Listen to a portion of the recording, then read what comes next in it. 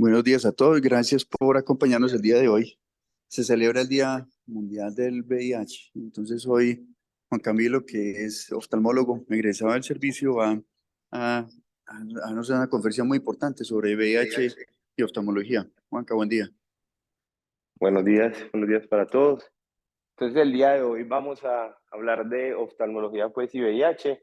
Como el doctor acaba de mencionar, el próximo viernes es el día mundial que está pues como dado para la lucha contra el VIH. Por ende, entonces traemos esta charla como colación. A manera de introducción, el VIH y el ojo pueden estar acompañados hasta en el 50% de los pacientes con enfermedad avanzada, cosa que vamos a ver en el transcurso de la charla que ha ido cambiando por todas las terapias nuevas que tenemos. Realmente el compromiso puede ser asociado al mismo virus. El VIH per se tiene una actividad y un tropismo por las células endoteliales que están mucho en la retina o por infecciones oportunistas dados por todo el complejo que hay inmune en este tipo de pacientes. No siempre van a estar asociados a inmunosupresiones profundas y eso es una de las cosas importantes que tenemos que tener en cuenta, pero sí que son infecciones que van a tener algún potencial severo de compromiso de la visión. Como vamos a hablar en el transcurso de la charla, van a haber algunos conteos de CD4 que nos van a llevar a pensar en una infección u otra, como por ejemplo cuando tenemos conteos por debajo de 50, que hay que pensar en citomegalovirus, en POR, en otras infecciones, o cuando tenemos más de 100 o inclusive 200, que toxoplasma, la ARN, tuberculosis, otras especies de virus del herpes que van a dar en la afección a nivel ocular. Y definitivamente, pues como vamos a mirar en la charla, la prevalencia de estas infecciones y de este compromiso ocular ha cambiado drásticamente después de el advenimiento de la terapia antirretroviral de alta efectividad. Esto pues es los que sale, la última actualización que sale en ONUCIDA, que es la página que está dada por la OMS para hablar de epidemiología en VIH.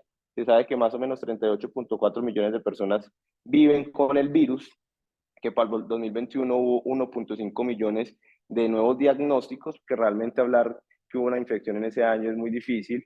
Como todos saben, es una infección pues, que es asintomática la mayoría del tiempo cuando se hace el diagnóstico. Se hace por algún tamizaje que se iba a hacer o porque el paciente debutó con una oportunista, y las muertes relacionadas a SIDA fueron 650.000. Esto es como está distribuido como la infección a nivel mundial. Obviamente hay unas zonas mucho más endémicas, por ejemplo en África Oriental y Meridional, que es de 20.6 millones. América Latina se comporta muy parecido, realmente todo, más o menos 2.2 millones, que va entre 1.5 y 2.8, pero entonces obviamente la parte africana es una de las zonas como más prevalentes para este tipo de infección. Bueno, entonces, el 62% de los pacientes con VIH tienen acceso a la terapia antirretroviral de alta efectividad. Es un número que realmente es muy pobre porque todos los pacientes en teoría deberían tener un tipo de acceso, y ese 40 que se queda afuera generalmente son o por pues un diagnóstico tardío o por pobre acceso a la salud o en los países subdesarrollados. Si usted vive en un país en desarrollo, tiene 10 veces más riesgo de ceguera por VIH que si vives en un país desarrollado. Y el 25% de todos los infectados son del tercer mundo, o sea, ellos tienen una gran parte de los infectados, pero ellos, como los manejan también, pues no van a sufrir de ningún tipo de alteración. Y vamos a clasificar el compromiso ocular por VIH como en tres grupos. Uno, todo lo asociado a la microangiopatía. El VIH, como les mencioné, es un virus que tiene trofismo por el endotelio y va a haber algunos cambios solamente asociados a la infección. Grupitos son toda la parte de infecciones, y el último grupo son las neoplasias malignas asociadas a infecciones. Entonces son como los tres grupos que vamos a clasificar la charla para hablar del compromiso. Bueno, entonces con la microangiopatía, ¿qué pasa? Está descrita desde el 82 en pacientes con SIDA. La microangiopatía per se es un marcador de enfermedad avanzada.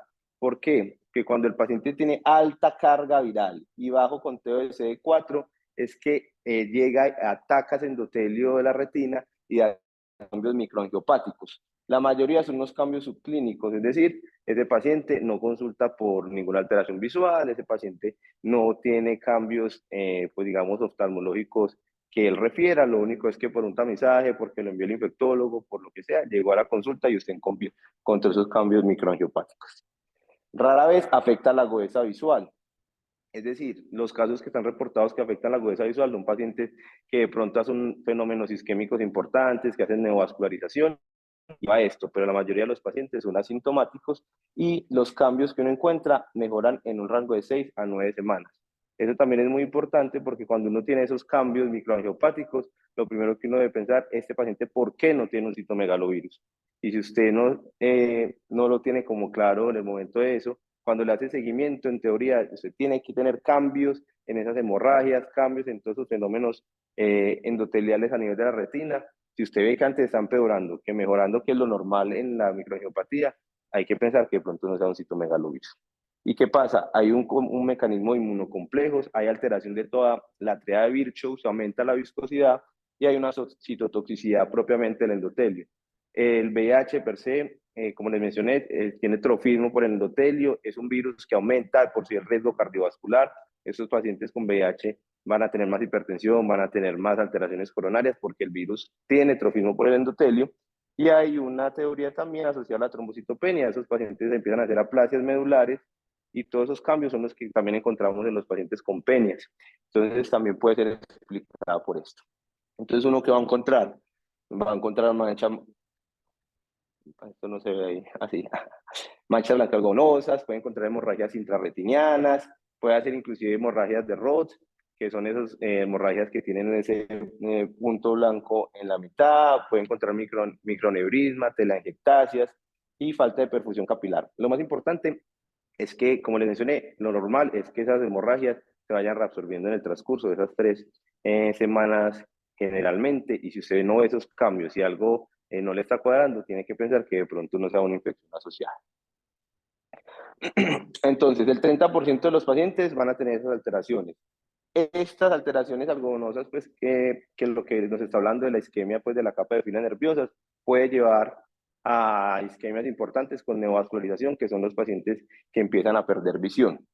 Hay descrito, pues, reportes de casos en la literatura de oclusiones de grandes vasos, entonces, que haga una oclusión de vena, que haga membranas asociadas, hemorragias vítreas asociadas, pero lo que es claro, que ya les mencioné, es retinopatía por microangiopatía es igual a una enfermedad avanzada por VIH. Y siempre hacer el seguimiento, esos pacientes los seguimos para poder ver cómo se va mejorando todo ese cuadro a nivel microangiopático. Toda la parte infecciosa, pues digamos, uno lo puede partir en dos, antes de que llegara la terapia antirretroviral y después de que llegó la terapia antirretroviral.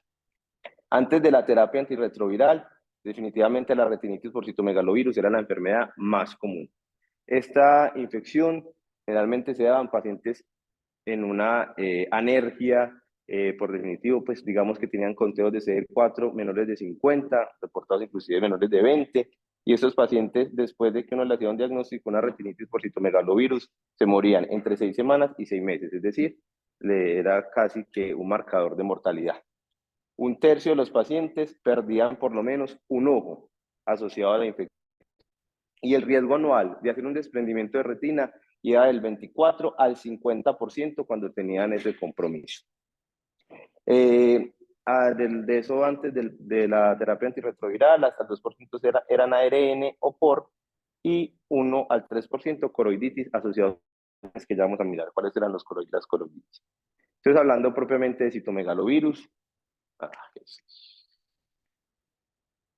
el citomegalovirus es un virus de doble cadena, es un virus DNA de la familia de los herpes. Como les mencioné, ha disminuido hasta el 80% la presentación de esta retinitis por citomegalovirus. Y cuando usted tenía un conteo por debajo de 50, tenía un HR 136, es decir, tenía 136 veces más riesgo de hacer una retinitis por citomegalovirus que un paciente que tuviera más de 50 células. Y es una de las enfermedades clasificadas por los infectólogos como definitoria de SIDA, que ya no lo meten VIH, sino que lo entra SIDA. Los pacientes inicialmente son asintomáticos. ¿Y eso por qué? Porque las lesiones generalmente empiezan en la periferia. Cuando ya empiezan a comprometer posterior, nervio y mácula, es que empiezan a ver todas las cambios pues visuales, por lo cual consulta. Y uno puede encontrar pues uveitis por citomegalovirus y 3 variantes descritas en la literatura de retinitis. Entonces, el citomegalovirus va a tener, como todos los virus del herpes, afecta a la célula endotelial, lo que hace es que compromete el endotelio, el EPR, y empieza a hacer un cambio citopático viral, que es el cambio citopático viral que hacen toda la familia de los virus del herpes. Translocan el núcleo, empiezan a comprometer esa célula infectada y la progenie viral, pues, que es como la replicación del virus, empieza a hacerse ahí en la retina hasta que llega un proceso de replicación, la lisis del tejido, la necrosis del tejido, que finalmente lleva a la isquemia y a los desprendimientos de retina.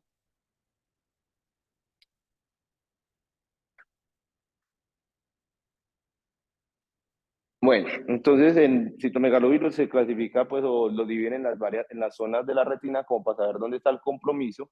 En la zona 1 básicamente es el polo posterior, el nervio y la mácula. La zona 2 desde el polo posterior hasta más o menos las vorticosas, y ya la zona 3 va hacia el ecuador. Entonces, dependiendo de dónde esté la zona, también va a cambiar la indicación de si entrada lo pongo intravitreos o no, que ya vamos a mencionar eso.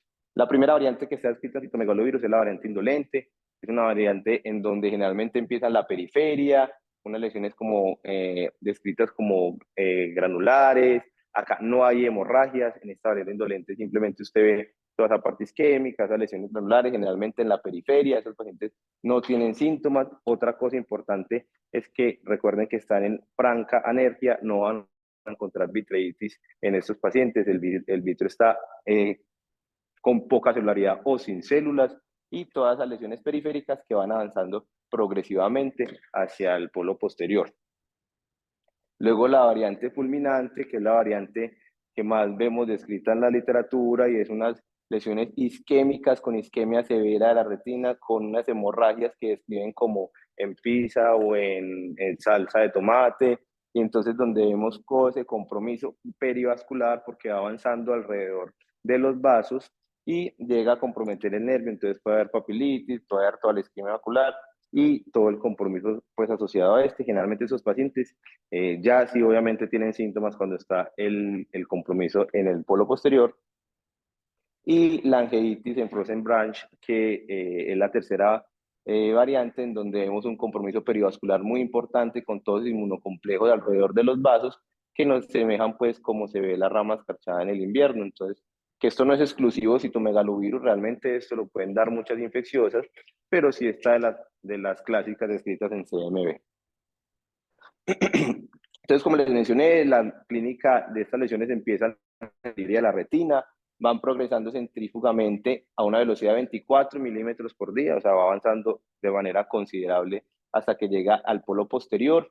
Realmente el paciente los cambios visuales los encuentra cuando tiene compromiso de nervio o mácula, y la pérdida de visión y la ceguera puede ocurrir pues por la vasculitis, por el desprendimiento de retina o por los compromisos asociados, membrana epirretiniana, catarata y otras cosas.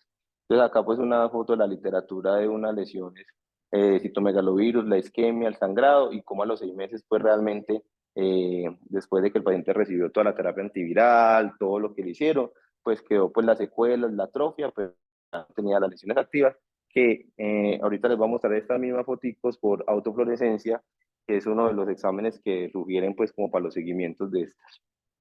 El diagnóstico resaltado es clínico, pues no, uno no necesita unos estudios adicionales como para definir que con la historia, con el conteo, con lo que estás viendo en el fondo de ojo, pues tengo una retinitis por citomegalovirus.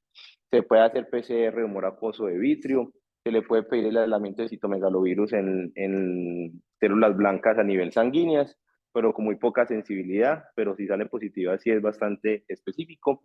El antígeno de citomegalovirus, que tiene valores predictivos positivos y negativos, pues bastante buenos, y pedirle en orina citomegalovirus, pero eso es muy importante dependiendo del contexto.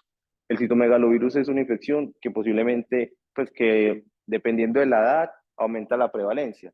Pues adultos en general tenemos contacto con citomegalovirus hasta el 90%, o sea, si uno hace un citomegalovirus en orina, la mayoría de los pacientes le va a salir positivo sin que tengan un compromiso o que la enfermedad sea por sí.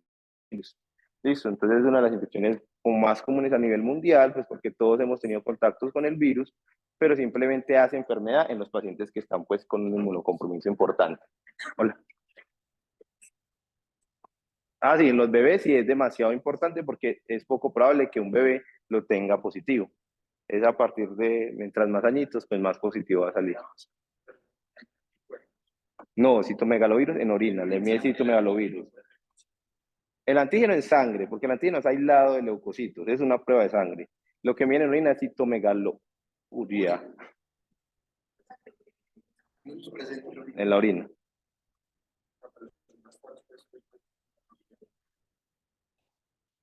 Por eso digo que hay que mirar el contexto. Si usted le pide eso, posiblemente le va a salir positivo. Es el contexto del paciente con la clínica y si usted le pidió, pues que le salga positivo. Pero si yo se lo tomo a usted, posiblemente le sale positivo. Sí me hago entender en eso. O sea, es un virus demasiado común a nivel pues, de la población.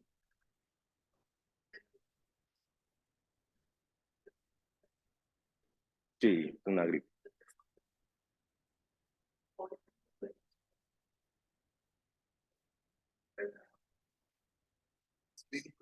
Mm. La fotografía sirve para hacer el seguimiento, para mirar cómo va avanzando. La autofluorescencia, lo que les mencionaba, por ejemplo, en esta foto de autofluorescencia, se ve la hipoautofluorescencia que da el sangrado, pero lo que reportan es que los bordes, si le sale hiperautofluorescente, es que acá está activo el virus y que posiblemente sigue pues el compromiso y va a seguir avanzando. Entonces la hiperautofluorescencia en la retinitis por citomegalovirus es un marcador como de actividad y las áreas, pues, la angiografía obviamente si las hemorragias le permiten ver, le va a permitir ver como toda el área isquémica.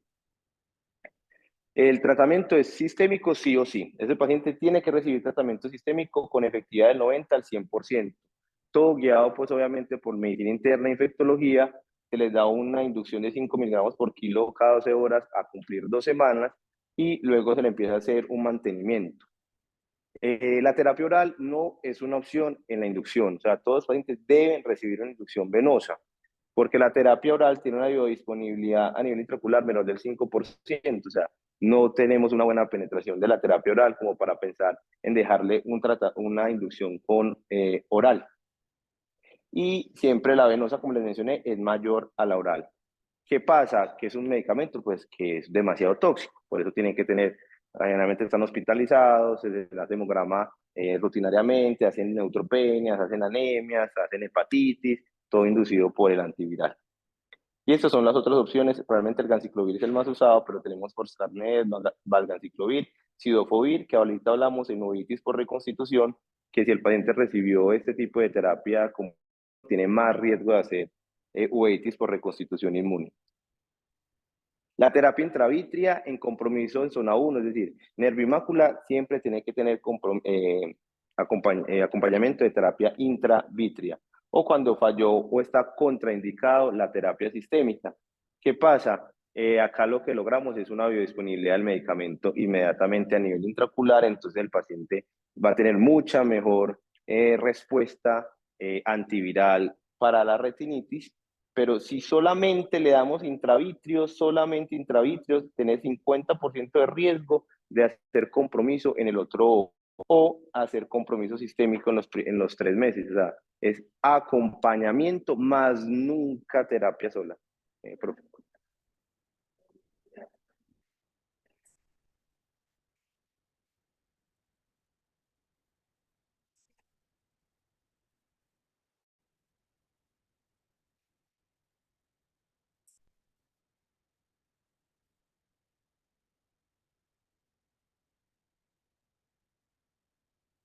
Gracias, profe. Y no tiene efectos sistémicos. Entonces se ha pasado de dosis desde 200 800 microgramos intravítreos, realmente la dosis de 500 microgramos semanales logra tener 84% de regresión completa a la retinitis, no hay caída de agudeza visual, la reactivación es del 15% y generalmente se consumen más o menos de 4 a 5 dosis, que es más o menos una media de 4.8 semanas. El desprendimiento de retina está reportado hasta un 15.7%, pero digamos que de por sí la retinitis tiene aumento de riesgo de desprendimiento de retina, endoftalmitis hasta un 5.2 y ausencia de toxicidad en el 100%. depósitos comercializados por Bausch Love, que acá en el país no está, pues que son unos discos que pueden ir de 2 microgramos por hora que dura 4 meses o de 1 microgramo por hora que dura 8 meses, que se llama Viltracert, que no tenemos pues acá en el medio. ¿Cuánto dura el tratamiento? Si está en zona 2 y zona 3 y tenemos conteos de CD4 por encima de 150, ese paciente tiene unos 3 meses de tratamiento. Ya si es zona 1, va a depender mucho de infectología porque esos pacientes generalmente tienen compromisos pues, sistémicos a nivel de tracto gastrointestinal, a nivel pulmonar. El seguimiento del tratamiento para nosotros. En la inducción, cada semana hay que estarlo viendo. Luego en el mantenimiento, cada 15 días. Y luego cada 3 a 6 meses hasta que el paciente tenga recuperación inmune, que la recuperación inmune logramos cuando tienen por lo menos más de 250 células de CD4. Y la profilaxis, porque en VIH se habla mucho de profilaxis para infecciones, hay, digamos que las 3 indicaciones de profilaxis es o para neumocistis, o para toxoplasma, o para micobacterias no tuberculosas. Los estudios de profilaxis contra CMV no han sido concluyentes y no hay como soporte en la literatura que dice que si un paciente tiene menos de 50 células, requiere manejo antiviral de profilaxis mientras hay una reconstitución inmune. Entonces, realmente la profilaxis en citomegalovirus es muy discutida y pues si no hay nada que la apoye en el momento. Bueno, con la necrosis retiniana aguda, generalmente está asociado a herpes 1, 2, varicela zoster, que es el protagonista, y citomegalovirus. Realmente lo que pasa acá es una reactivación del virus y esta, como comparada con la anterior, sí la vamos a encontrar en pacientes que tienen una inmunodeficiencia leve. Inclusive sabemos que esto lo encontramos en pacientes que no tienen ningún tipo de inmunocompromiso. Entonces, esto es la que se nos va a presentar en los pacientes de 250 o más de celularidad de CD4. Acá que va a ser lo característico, la inflamación. Va a haber inflamación en el segmento anterior, va a haber una vitreitis importante, va a haber una vasculitis importante. Lo que vamos a encontrar, todos son esas áreas isquémicas en el nivel de la retina, que ya vamos a ver las imágenes, en donde ese compromiso es muy agresivo, un esquema importante a nivel retiniana que lleva una necrosis importante y hasta 70% de riesgo de hacer desprendimiento de retina. Entonces, cuando uno piensa en necrosis, piensa en un diagnóstico rápido, un tratamiento rápido para evitar estas secuelas. Y el POR está realmente hace poco descrita, desde el 94 está descrita como una condición rara en donde lo que va a pasar es unas lesiones blancas, externas, profundas, que también son rápidamente progresivas y que la subforma pues es como bilateral en la mayoría de los casos y sin vitreitis, porque esta sí está en los de conteos de células bajas. Y a diferencia del ARN, porque pensamos en ARN, paciente, buena inmunidad, muy inflamado, mucho desprendimiento, acá es muy mala inmunidad, nada de inflamación, las externas que van progresando y el compromiso del nervio. Entonces acá en POR, la atrofia óptica es uno de los marcadores de la enfermedad. Acá no vamos a encontrar una vasculitis francamente establecida como si la encontramos en la ARN y en citomegalovirus, y generalmente son pacientes con un compromiso importante de la inmunidad. Hay que hacer un tratamiento temprano antiviral venoso, luego llegar a una dosis de mantenimiento que puede ser oral con aciclovir o valganciclovir, y esos pacientes quedan con profilaxis, generalmente pues en el primer año con valganciclovir o con aciclovir, y uno puede adicionarles tratamientos intravítreos, clovir o aciclovir 10 microgramos por mililitro o 40 microgramos por mililitro como terapia combinada que va a tener mayor eficacia pues en la resolución del cuadro. El esteroide oral está escrito sobre todo en pequeños momentos pues por corto tiempo mientras se controla la inflamación y ahí está la discusión. Pues lo primero es que la fotocoagulación sí tiene como estudios de que puede mejorar un poco el pronóstico. Recuerden que hasta el 70% de sus pacientes se pueden desprender por toda la isquemia de la retina que tienen. La cosa es que muchos no alcanzan a tener su efecto, la fotocoagulación, se le hace el láser, pero no alcanza a tener el efecto en las 2 semanas para poder como que haga pues esa fibrosis ahí a nivel de la retina para que no haga el desprendimiento. Y la otra que se está hablando es las vitrectomías tempranas, que no hay como los estudios ni todas las escuelas lo hacen y está pues ahí todavía en el, pues, como en el tintero, por decirlo así, que entrar a sus pacientes a vitrectomía temprana para evitar el desprendimiento, porque baja el riesgo al 22% los que los vitrectomizaron versus los que no.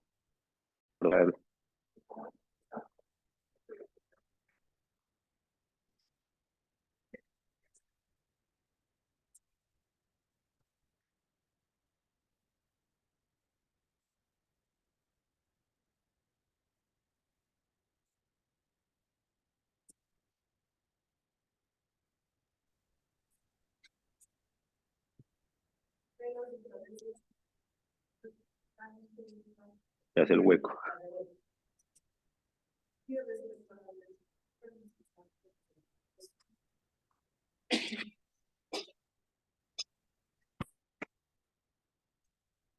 Bueno, de sífilis, importante es que la coinfección VIH y sífilis, o sea, el VIH aumenta el riesgo de sífilis y que viene en ascenso si comparamos la epidemiología previa, más antigua, con los mismos estudios de las mismas zonas, con epidemiología más actual, vemos que ha aumentado importante la incidencia de esta infección y es porque se ha perdido también el miedo a estas infecciones porque ya tenemos terapia antirretroviral, se disminuyó el uso de los dispositivos como el condón y otras cosas que llevan a que aumente este tipo de infecciones y hace que sea mucho más común encontrar a estos pacientes con una infección de sífilis que en los pacientes que no tienen VIH. La neurosífilis es más común, hasta un tercio de los pacientes pueden debutar con compromiso ocular, es decir, una neurosífilis debutar con un compromiso ocular, tienen mayor tasa de uveitis, hacen mucho más compromiso del segmento posterior, hacen mucho más compromiso del nervio óptico, y esos pacientes, acuérdense que la sífilis también se puede presentar como una necrosis retiniana. La diferencia es que tiene muy buena respuesta al manejo con la penicilina, pero se puede presentar clínicamente como se puede presentar una necrosis, pues una ARN, o las subformas pues típicas sifilíticas, que ya la vamos a mirar, y el compromiso ocular puede ser también atípico. La sífilis se puede presentar de muchas formas a nivel ocular cuando tienen la coinfección VIH y treponema. Estos son pues los estadios de la enfermedad pues que no vamos a mencionar, pero sí que puede como, afectar cualquier estructura a nivel intraocular, que la uveitis es la manifestación más común y que el compromiso ocular se puede encontrar en cualquiera de las etapas de la sífilis, sea primaria, secundaria, terciaria y latentes, que son las donde más vemos a los pacientes sin ningún tipo de compromiso, sin úlceras, sin nada, y en las latencias es que hacen el compromiso ocular, siendo lo más común a nivel de las secundarias y las latencias tempranas. Es una enfermedad pues que no es per se solamente de inmunocomprometidos, pero sí va a ser mucho más prevalente en estos y va a tener un importante compromiso de la visión. De las hallazgos que podemos encontrar, las subformas típicas de sífilis siempre va a ser la presentación de corioretinitis placoide posterior sifilítica aguda y la retinitis punteada interna, pero podemos encontrar una coritis difusa, una coritis focal, una retinitis, una necrosis retiniana, una vasculitis, una papilitis, una panuveitis. Entonces sífilis puede dar cualquier espectro de la enfermedad. La placoide posterior, pues típicamente es esta lesión en la retina externa, como muy circunscrita, circular, bien delimitada. Si ustedes ven, pues los vasos están por encima, o sea, está muy en la retina externa, con ese color, pues, eh, típico. Acá tenemos una papilitis asociada y en la geografía, pues, vemos el bloqueo, pues, por la hemorragia y vemos cómo se va formando toda esa placa posterior, que es la que estábamos viendo en la foto de fondo. Y la retinitis interna punteada, pues esas lesiones puntiformes, pues como amarillas, que generalmente tienen vitreitis asociada, que pueden estar con distribución variable pues en la retina, y que son como las dos subformas de la sífilis de presentación, pero realmente se puede presentar como de cualquier forma. Puede hacer corioretinitis focal, hacen desprendimientos serosos, hacen edema del disco, hacen vasculitis, hacen ARN, hacen necrosis retiniana y ya pues la panuveitis. La serología pues va a ayudar mucho, por eso eso hace parte del banco siempre de estudio de los pacientes con inflamación intraocular, no se nos puede pasar nunca, siempre combinar las pruebas treponémicas con las no treponémicas.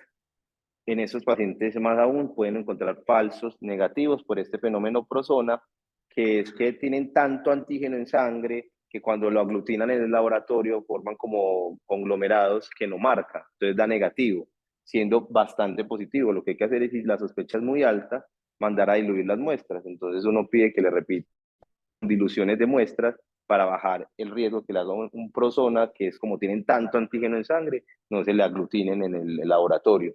Siempre combinar treponémicas con no treponémicas. Las treponémicas son marcadoras de huella inmunológica, pues, o de infección, o que ya tuvo, pues, contacto con el treponema, y las no treponémicas son marcadoras de actividad, nos sirven de respuesta al tratamiento, nos sirve de seguimiento, y son con sensibilidades y especificidades muy buenas, inclusive en líquido cefalorraquídeo.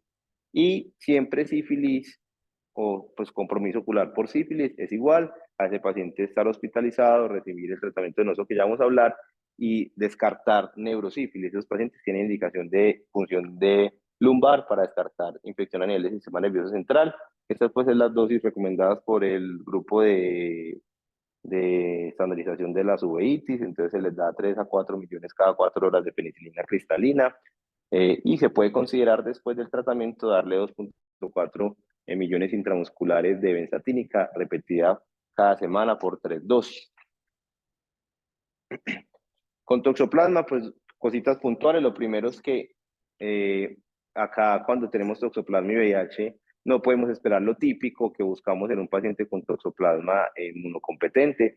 Muchas veces no vamos a encontrar vitreitis, da unos cuadros muy atípicos, puede dar pues lo clásico, pero lo más común es que nos presente de forma atípica. Dependiendo del CD4 nos va a dar la inflamación en vitrio. Si tiene buenos CD4, pues nos inflaman en el vitrio, pero si no, se va a encontrar un vitrio totalmente claro.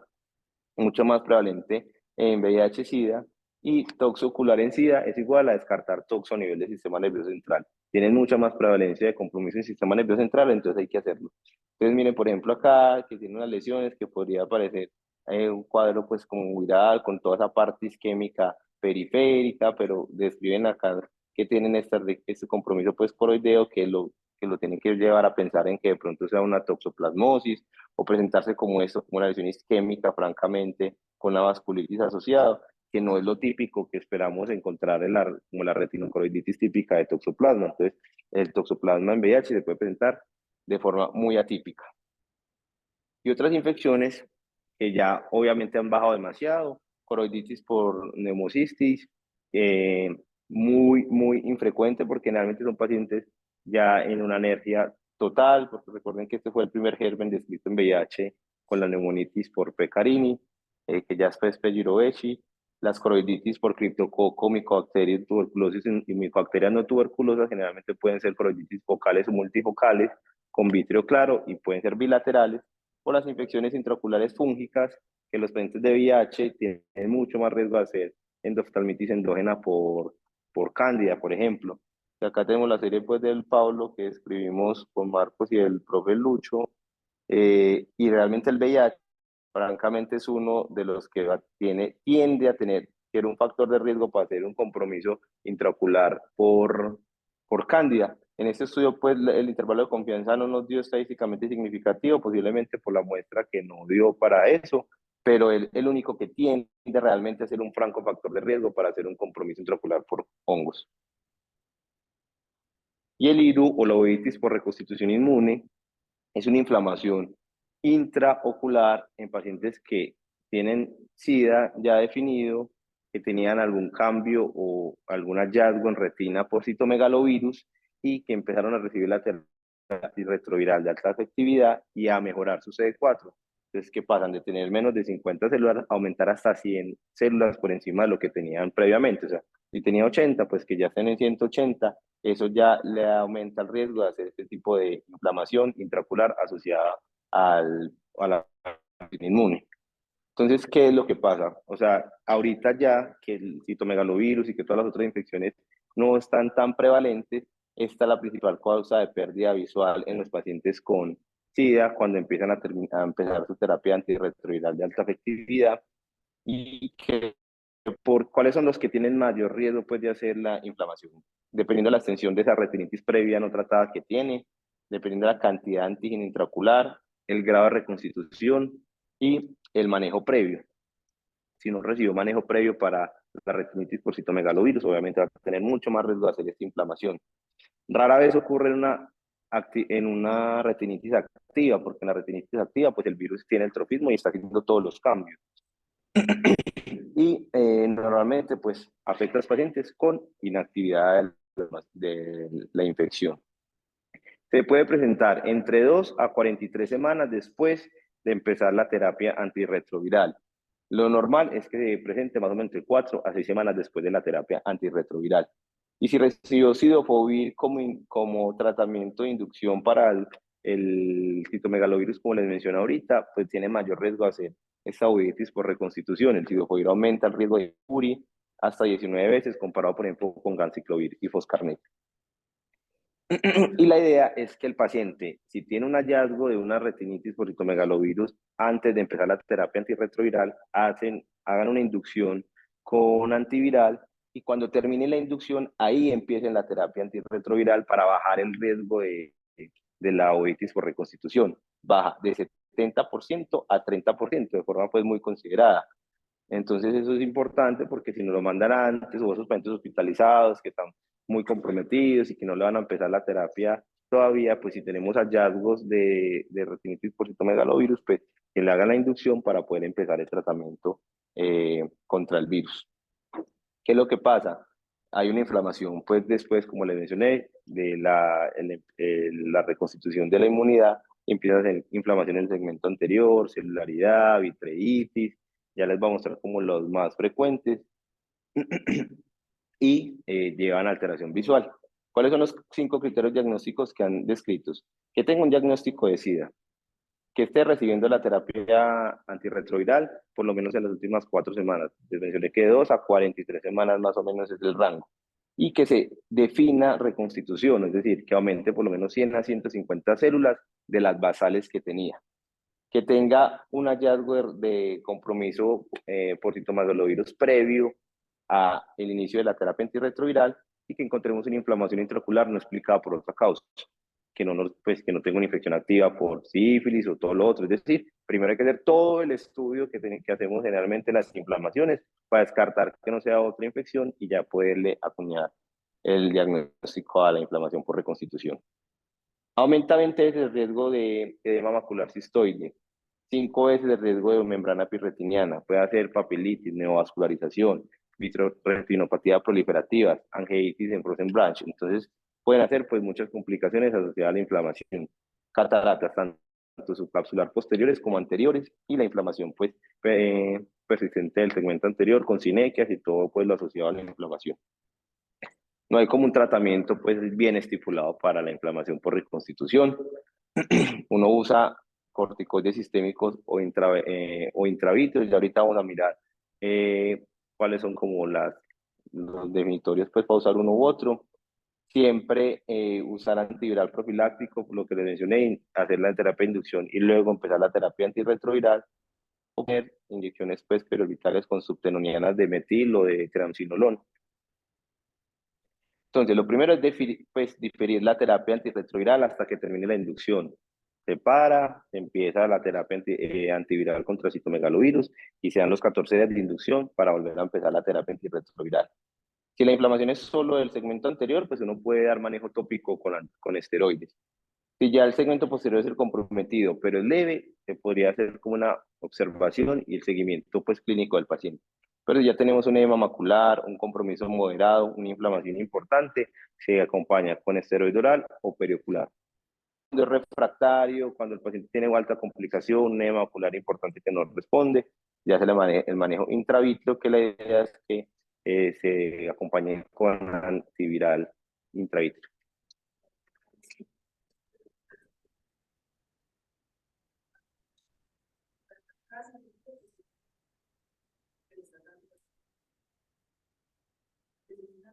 Sí.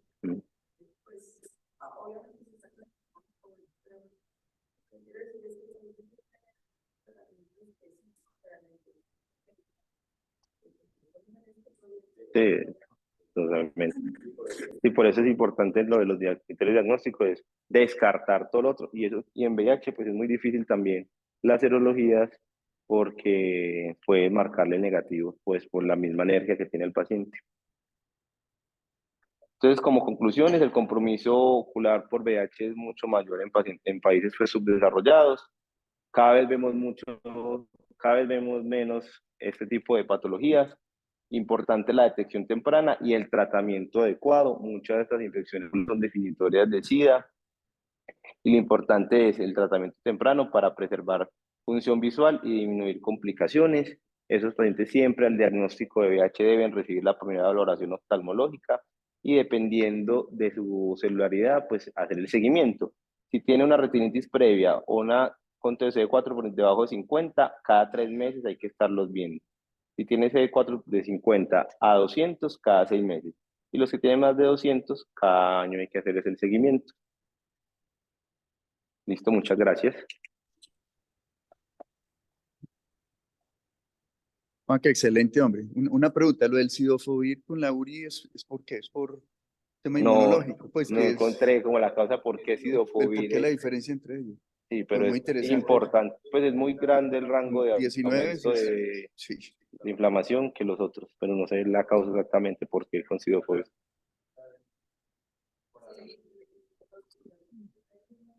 Es que no escuché. Los pacientes, es que no escuché.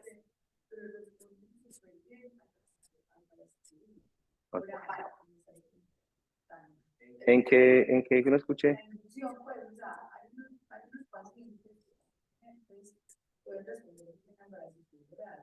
Ah, sí, sí. Sí, sí. En herpes sí. En herpes sí se puede hacer una inducción oral, que ahí estaban que ahí estaban las dosis de inducción. En citomegalosis sí, intravenoso. Ah, Y lo otro que les iba a decir, pues, yo veo que cada vez pues, el HIV es una enfermedad que puede ser muy frecuente, pero con complicaciones. Porque pues las EPS son muy pendientes de este cuento y les dan su terapia hardcore. Entonces, pues ya es mi parte del paisaje, por decirlo así, y hasta ahora la mamá embarazada, todo. y cada vez es muy incerto, pero veo que necesita necesitar. El único que yo he visto fue con usted, profe. Lo digo que por libertad.